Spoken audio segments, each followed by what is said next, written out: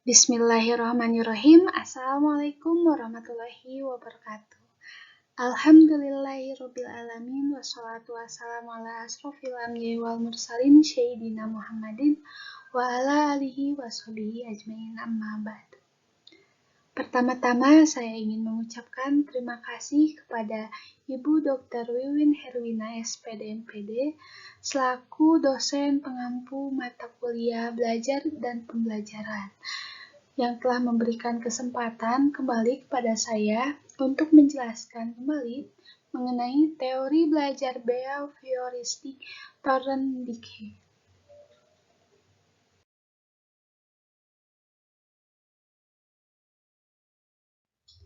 Lalu bagaimana kabarnya hari ini? Semoga rekan-rekan semua selalu dalam lindungan Allah Subhanahu wa taala. Amin.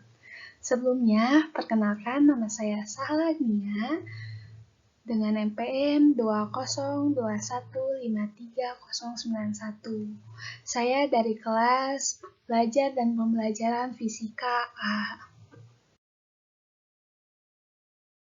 Langsung saja untuk mempersingkat waktu, pada pembahasan yang pertama di sini saya akan membahas mengenai pengertian teori belajar menurut Thorndike.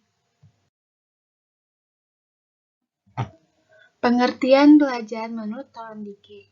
Menurut Thorndike, belajar adalah proses interaksi atau terbentuknya asosiasi-asosiasi antara stimulus dengan respon. Perubahan tingkah laku biasanya berwujud sesuatu yang dapat diamati atau yang tidak dapat diamati. Menurut Thorndike, belajar dapat dilakukan dengan mencoba-coba atau melakukan secara terus-menerus, atau disebut juga trial and error. Mencoba-coba ini dilakukan manakala seseorang tidak tahu bagaimana harus memberikan respon terhadap sesuatu. Dalam mencoba-coba ini, seseorang mungkin akan menemukan respon yang tepat berkaitan dengan persoalan yang dihadapinya.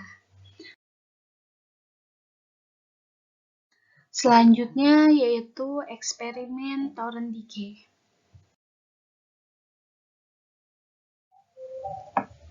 Eksperimen yang dilakukan oleh Thorndike yaitu memasukkan kucing ke dalam suatu kotak. Kucing dimasukkan ke dalam kotak yang hanya bisa dibuka jika kait luar tersebut terbuka. Dengan cara kucing menempatkan satu kaki melalui celah dari dalam, kemudian baut ditarik kembali dengan menekan pedal. Kemudian pada awalnya kucing bergerak secara random atau acak karena tidak tahu bagaimana caranya untuk keluar. Akhirnya secara tidak sengaja kucing akan menekan pedal dan mendorong grendel dan dapat melarikan diri dari kotak menuju makanan lezat yang telah disiapkan di luar. Dari eksperimen tersebut, terdapat tindakan yang dilakukan kucing dan hasil positif yang diterima oleh kucing. Tindakan yang dilakukan oleh kucing yaitu mendorong atau menarik pedal sehingga celah terbuka dan kucing mendapatkan makanan. Kucing akan lebih cepat membuka kotak karena terjadinya belajar. Hubungan antara perilaku dan makanan lebih kuat. Selanjutnya yaitu hukum-hukum belajar menurut Thorndike. Berdasarkan hasil eksperimennya, adapun hukum-hukum belajar menurut Thorndike yang pertama yaitu hukum reaksi bervariasi atau multiple response, yang kedua hukum sikap atau set atau attitudes, yang ketiga yaitu hukum aktivitas berat sebelah atau propertency of elements, yang keempat yaitu hukum respon by analogy, yang kelima yaitu hukum perpindahan asosiasi atau associative shifting. Selanjutnya yaitu kelebihan dan kekurangan teori belajar behavioristik Thorndike.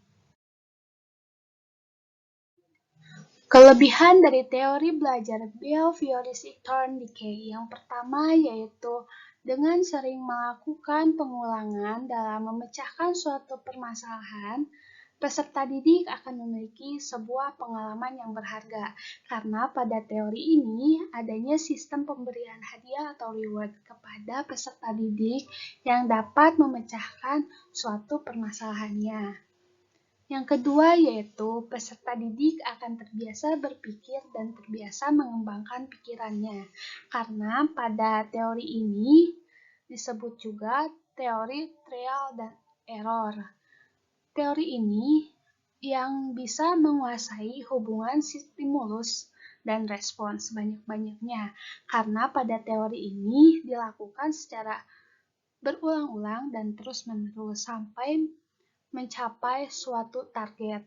Yang ketiga yaitu teori ini mengarahkan anak untuk berpikir linear dan konvergen, yaitu membawa anak menuju dan mencapai targetnya.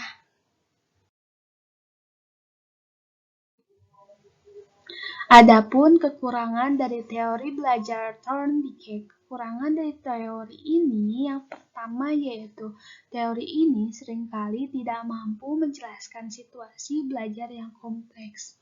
Biasanya hanya dapat menjelaskan dan memecahkan suatu permasalahan yang mendasar saja.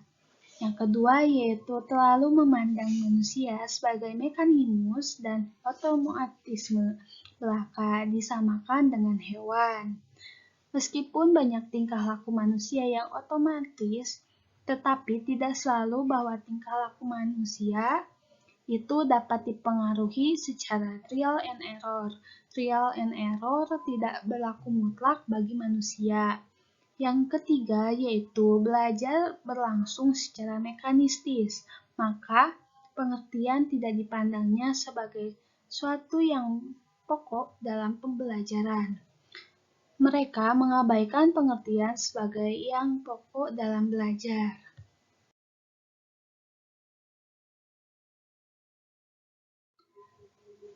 Dari penjelasan tersebut dapat disimpulkan bahwa menurut turn decay, belajar adalah proses interaksi atau terbentuknya asosiasi-asosiasi antara stimulus dan respon. Stimulus adalah suatu perubahan dari lingkungan eksternal yang menjadi tanda untuk mengaktifkan organisme untuk berakal atau berbuat, sedangkan respon adalah sembarang tingkah laku yang dimunculkan karena adanya perangsang. Pada teori ini, dalam proses pembelajarannya, yaitu melibatkan siswa untuk mengkonsultasikan pemikirannya sebagai respon atas stimulus yang diberikan oleh guru atau pendidik. Mungkin cukup sekian pemaparan materi dari saya. Mohon maaf apabila ada kesalahan. Wabillahi taufiq wal hidayah. Wassalamualaikum warahmatullahi wabarakatuh.